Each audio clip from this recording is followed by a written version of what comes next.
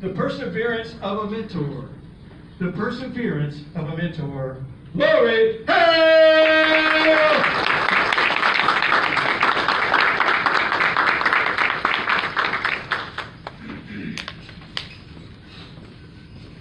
Good morning! Have you ever been a mentor or a protege? Have you ever been a challenging protege? This morning, I want to share with you two things I've learned from my own experience as that challenging protege.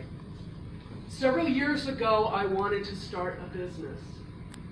I took what I learned from Toastmasters mentoring and used that as a standard in looking for a business mentor. I searched out a company I wanted to align myself with. I went to my first event to see if it was a good fit for the company and myself. I met a lady named Betty, a woman who was at this level in the company I could only dream of ever achieving. She was a former school teacher. She gave this presentation on the full picture of health and wellness. Instead of just trying to sell products for the company, she empowered the guests by giving them tools that they could take home and make changes in their own lives for the better. She was inspiring. She was fun. She was exciting. Most importantly, it was a presentation I could give. She became my mentor, although at first, long distance. She made herself available to me via text, phone calls, live trainings. She helped me mentor other people in a business. Betty was there for me in my family's most darkest time, going through a bankruptcy and losing a house. Telling me, Laurie, this is temporary. You're going to get through this.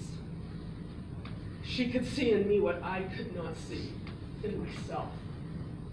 She was there for me through a healing crisis. When I healed, and this is the first point I want to share with you, I became that challenging protege. I brought my ego into the picture. I stopped calling her and asking for her advice. I stopped making goals. I thought I knew so much I did not need a mentor. And here I was trying to mentor other people.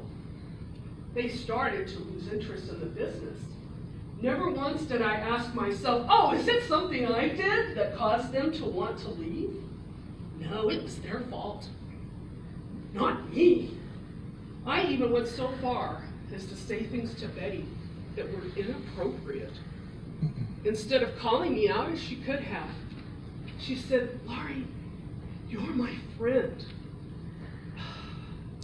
I lost sight of that friendship that evolves from a mentor and a protege's relationship. I started to listen to doubts of the opposition to our company. And instead of reaching out to Betty and asking her to help me, I left the company thinking, I know so much, I can do it on my own. Oh, it did not take long for me to learn the hard way. I needed the support of the company, but most of all, I needed Betty's support as a mentor. I had to humble myself and go back to the company and ask them to take me back.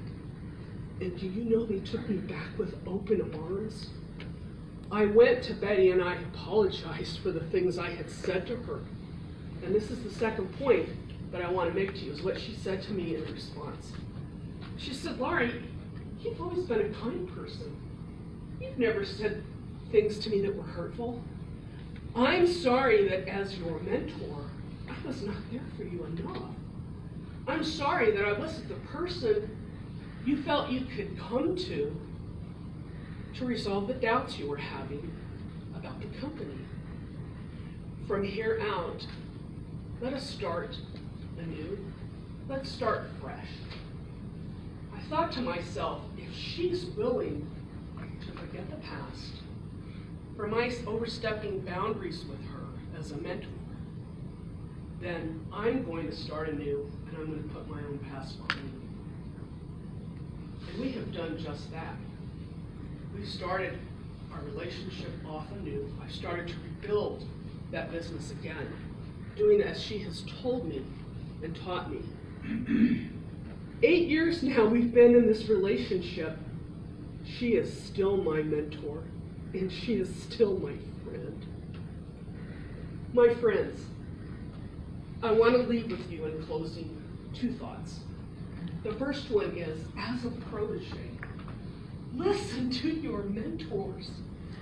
They are there because they want you to succeed.